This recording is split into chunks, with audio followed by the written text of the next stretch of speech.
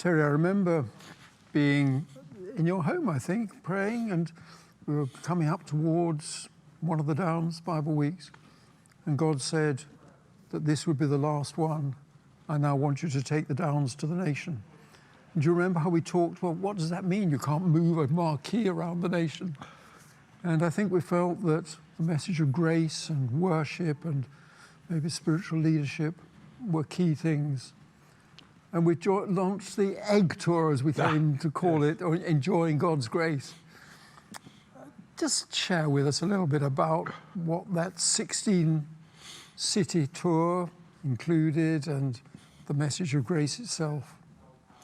Yeah, I think there was a combination of things. One, that sense that we were to get out of our southeast coast feel, and we felt God was saying to us to go. And amazingly, after our conversation, within days, I had letters inviting me to Newcastle and Manchester, which was like, that didn't happen. So it was quite extraordinary, almost like a confirmation. I think the grace emphasis was part of our message. We had a message about the church, and I think maybe we've had a many-faceted message, but grace has been one of the key things that God has put on our hearts, that by the grace of God, we're no longer under law. We enjoy a relationship with God that's free from legalism. Yes. And sometimes legalism is what kills Christian joy and brings kind of horrible formality, robs us from sonship. And so the message of grace has been a very releasing part of our preaching, and it's led to a lot of joy. And I think it gives people a sense of courage. We can go and serve because we're not living under this condemnation thing all the time. It just changes the morale of God's people. And so I'd written a book called Enjoying God's Grace, since extended that to God's lavish grace. But yeah, we went on this tour among the churches and found I was being invited right across the nation. So it was great fun, actually. Yeah. For a couple of years, I think it lasted, taking the message of grace on and with the book, it's sort of spreading the message of the grace of God. Yeah.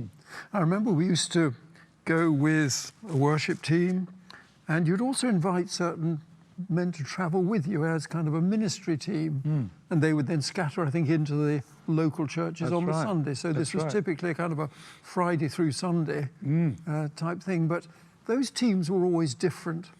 And I remember one of the values that came through, people would say to us, oh, you guys have obviously been together. And you'd say, no, just this weekend. And something of the relational value that's so important to us, yes, I think was conspicuous in those days. I think it was. I think, to be honest, even when we took those large teams down to South Africa, people said, oh, you will come from one church. And they didn't, came from lots of different churches. Yeah. But they had all embraced a value system that was common to us all. Yeah. And I think that was seen, that we really were brothers together, not through some hidebound system that you had to obey, but enjoying brotherliness in the grace of God. And so, yes, it was great fun doing that. It was fun.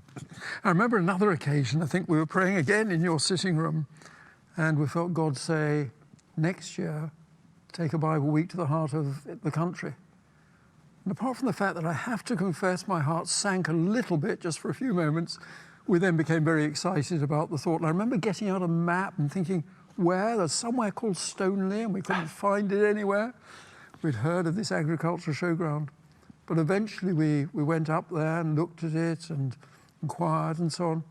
And then held a leadership conference at the Brighton Conference Centre, to which Krianzak Karyamongzak from Thailand spoke. And do you remember how in the middle, I think, of giving a message, he said, is there a place called Coventry? Yeah. And he spelt it out. Yeah. And only a few of us knew that Stoneleigh was right next door to Coventry. Yeah. Coventry. And kind of the hair stood up on the back of our necks. Because he then went on to say, I see a funnel, and God pouring blessing into that funnel over thousands of people coming out at the other end. And somehow that was an amazing confirmation, wasn't it? That we had heard God, that prophetic word that came in your lounge was right. And so we moved into the Stoneleigh era. I think we started with the 8,500, funnily enough. We'd ended, I think, with about 8,500 at Downs. We started with 8,500, grew to 28,000, of course, across the then 11 years of Stoneleigh. What would you say were the highlights you kind of recall from Stoneleigh and the impact and so on? What would be the key things that you would recall from that? I think the size gave us national impact. Stoneleigh is about as central as you could get in England. Yes.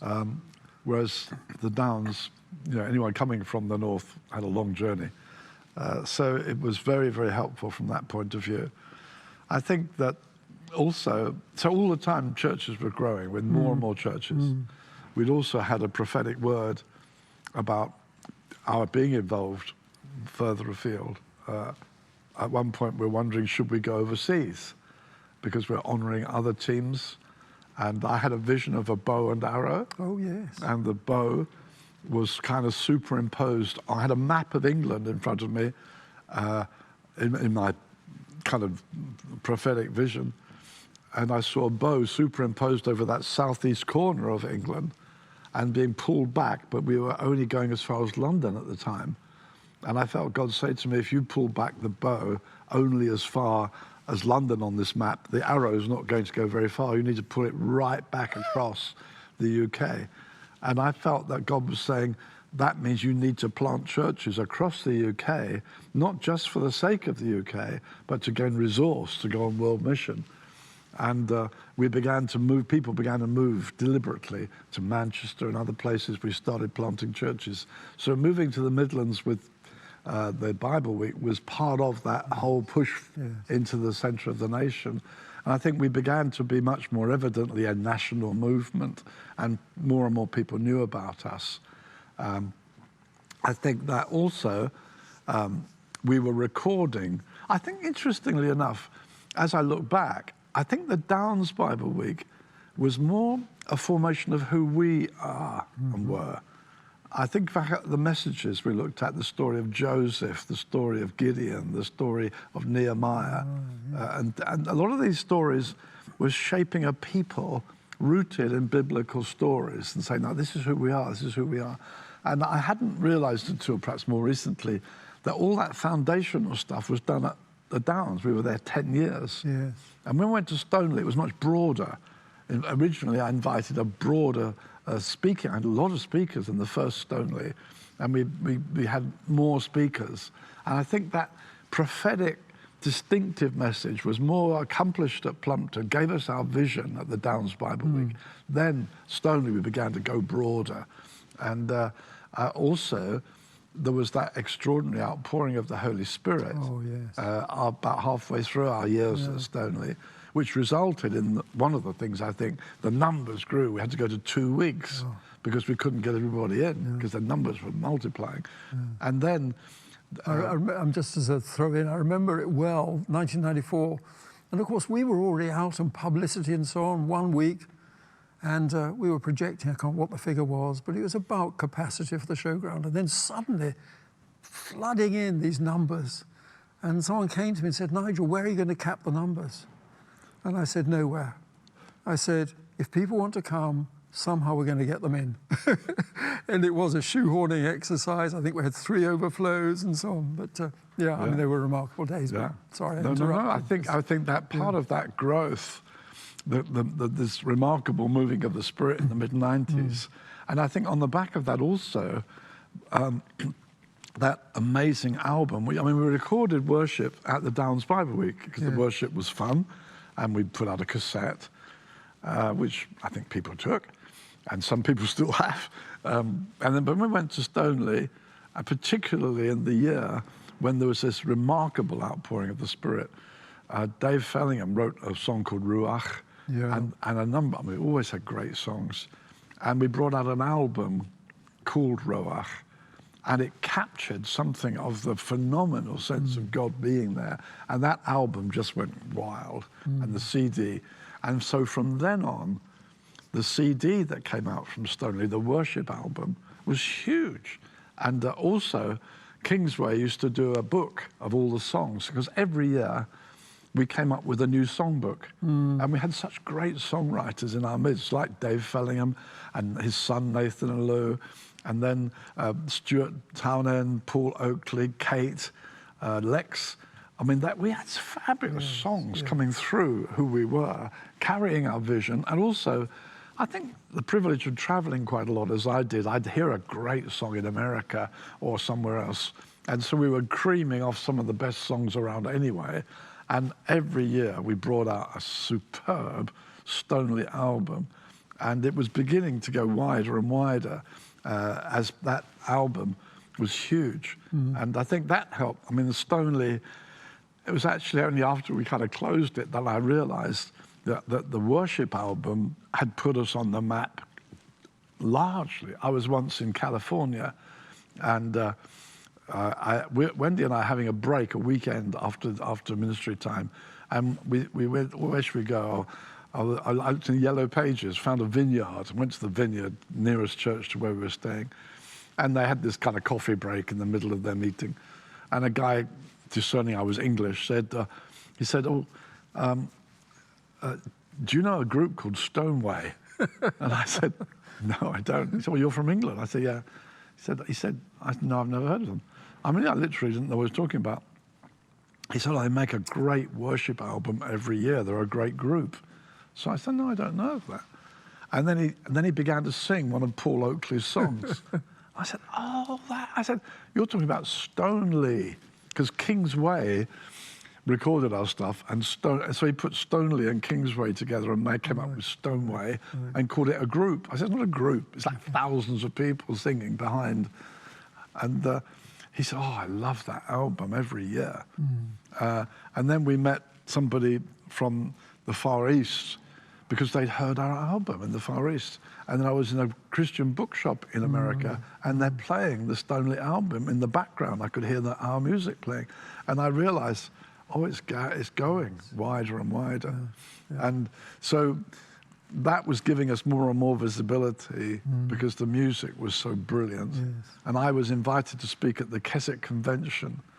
And I spoke at the Keswick Convention, and I realized every song we sang, apart from one, before I preached, had been written by people from my church in Brighton. I thought this is hilarious, because they were often on the Stoneleigh albums. And of course, speaking at Keswick Convention was, I think, a bit of a privilege, really, that ancient convention. And I think they were taking a bit of a risk inviting a charismatic. And so it was such fun to hear one song after another. Of course, Stuart's In Christ Alone became like an international, incredible song. And to say, well, that's all come from my home church. And worship was also very much a part of the leadership conferences we were running, weren't we? Because I mentioned about Krianzak, 1990, I think was the first one. And then every 2 years, we would have a leadership conference in the Brighton Conference Centre, 3,000 or 4,000 leaders, not only New Frontiers, and of course that's true of Stoneleigh as well, that a lot of people from outside the New Frontiers family also came. And just, I hope imbibed some of the family values that we had. I think I preached, and I think all of us, I preached to our people. I'm preaching what we're about, who we are, where we're going. And of course we had a big offering as well towards overseas mission and so on, which often was just a vast offering.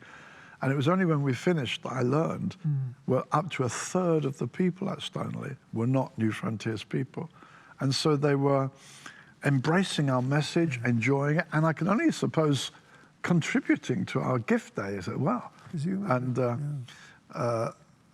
But I think the Brighton Leaders Conference never quite went as broad as the Stoneleigh event went very wide. People from all over used to come to Stoneleigh. The Brighton Leaders, we did have guests, yes, most certainly, but it wasn't anywhere like the proportion that we were getting at Stoneleigh. That's true. Of course, it would be in at this sort of stage as well where the international aspect of yours and others' ministries really gathered momentum, wasn't it? And various African nations, I think of Edward Berea in Kenya, remarkable. I mean, he used to come to Downs, didn't he? and tried to kind of join, quote, Yes. New Frontiers. And we Yes. said, well, we can't help you, you know. But several African nations, and of course when Simon went down to Cape Town, he started traveling up through Africa, didn't he? And Yes. being in touch with people like Edward. John Pepe, Yes. out in Ghana, who of course had been in the Brighton Church, hadn't he, with That's us, right. doing his PhD, Yes. went back doing a mighty work there. India, of course, and then further across to the Philippines. Yes, I mean, I think that we never had a strategy, right? We should go here No. now, we should go now. Every time we have, to be honest, it's been so busy, and we grew rapidly, bursts of growth. And so, in fact, I think we kind of hit some danger points of growing quicker than we could handle. And so we never had a strategy, oh, we must go here now. It was, you had to work hard to keep up with where we were being drawn in. And I mean, the first one was India, so we jumped way over Europe to India. Happened that way because of Alan. And then South Africa because of Graham Ingram, and then Simon was there. And then, as you say, from Simon, we began to move out into other parts of Africa. So we're involved in many African nations now, Zimbabwe and also wonderful. And then one of our guys from the Hastings Church used to work in Guadalajara, Mexico. Oh, of course. And he said, the church I attend loves hearing about you and what you're doing. Would you go? And I said, I can't. It's just too much. And so he was from Don Smith's church. And I said, Don, you go. It's like, me go to Mexico? Please. So he went, had a very good time. And then later on, Henry Tyler was in the US. And he said, I'm going to be in Texas. Shall I go down? So he went down and found they had done everything that Don had told them and wanted to carry on. Then would I go? And so now, you know, we have about 25 churches in Mexico. And in every place, it's remarkable, really. We started with one church. So you could argue that in the UK, we started in one church in Seaford. And then in India, one church in Mumbai. And then one church in South Africa, one church in Mexico, and then the one church in the USA. But now many, many churches in the USA. So that's the way it's gone over the years, that we've built out from the one church. And then fascinating, I think it's exciting, that that vision of pulling back the bow, which was with a view to going into Europe and beyond, actually, that has happened much more as the years have gone by. So now, the number of people who've gone, to Madrid, I can just keep going, the European cities that we're in now, because people have gone, whether it's Paris or Stockholm or Madrid or Amsterdam or, they're just one after another. People have gone out, now into Poland, Krakow, Berlin. People have gone. But being resourced out of the UK Absolutely. church is the bow being pulled back, the energy. That was the kind of Very, very genius prophecy. of that vision. Yes. It wasn't only evangelize the UK, it was gain strength, resource. Yes. And now, of course, we have had enough resource now we've got churches all over Europe. It's very exciting. And people who have gone. Whereas I think when we went to India, we were working with Indians. And apart from Simon, most of the people we were working with Africa, they were African people. But now we've sent people much more. Yes. In Mexico, it was Mexican people. But now a load of people have gone. Yeah.